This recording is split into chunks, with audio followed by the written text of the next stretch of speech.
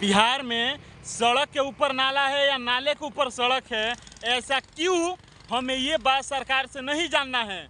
मैं बिहार सरकार से केवल यही पूछना चाहता हूँ कि आखिर क्यों बिहार के आधा से ज़्यादा लोग बिहार से दूर किसी दूसरे राज्यों में जाकर रह रहे हैं, ऐसा क्यों।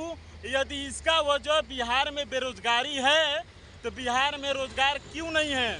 यदि बिहार में रोजगार रहता तो बिहार के सारे लोग बिहार में रहते, जिससे वो अपने ज़रूरत की सारे सामानें बिहार में ही खरीदते, चाहे वो खाने का सामान हो, चाहे कपड़ा हो, या गाड़ी हो, घोड़ा हो, पेट्रोल हो, डीजल हो, जो भी हो, जिससे वो टैक्स का पैसा बिहार सरकार को जाता, जिससे बिहार की इकोनॉमी आगे बढ़ती और बिहार का अर्थव्यवस्था आज के समय में कुछ और रहता।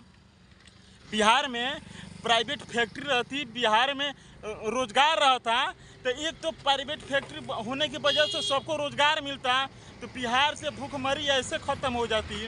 दूसरा नंबर, प्राइवेट फैक्ट्री होने की वजह से लोगों को मुफ्त में इलाज किया जाता। आज भी बिहार में बहुत सारे ऐसे लोग हैं जिनके पास पैसा ना होने की वजह से वो अपने परिजनों का इलाज बढ़िया ढंग से नहीं करा पाते हैं, जिससे वो अपने परिजनों से हाथ धो बैठते हैं।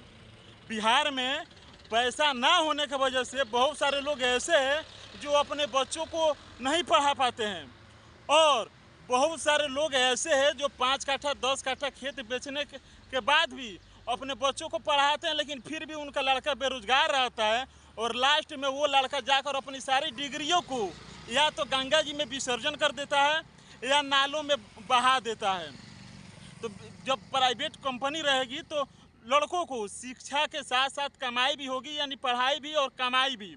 आप लोग को लगता होगा कि मैं क्यों प्राइवेट नौकरी की बात कर रहा हूँ। देखिए, किसी भी राज्य में जब कोई बड़ी से बड़ी फैक्ट्री बढ़ती है ना, तो एक फैक्ट्री को चलाने के लिए 100 फैक्ट्रियाँ बैठाई जाती है, और जिस जगह पर प्राइवेट फैक्ट्रियाँ बैठती है उस जगहों को वो प्राइवेट कंपनियां समझिए कि गांवों को एक प्रकार से गोद ले लेता है। यानी वहां पर सड़क बनवाना हो, सामूहिक विवाह हो, चाहे और कोई काम हो, वो कंपनी स्वयं अपने पैसों से कराती है। सरकार विकास करेगा वो अलग की बात है, लेकिन प्राइवेट कंपनियों की वजह से भी राज्य का, गाँवों का, जगह का विकास होता है।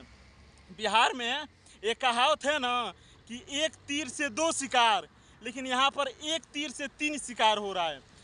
केवल प्राइवेट फैक्ट्री अगर बढ़ जाए, प्राइवेट नौकरी अगर मिल जाए गाँव बिहार के लोगों को, तो एक तो रोजगार मिलेगा जिससे भूखमरी बिहार का ख़त्म होगा। दूसरा नंबर कि मुफ्त में इलाज होगा लोगों को।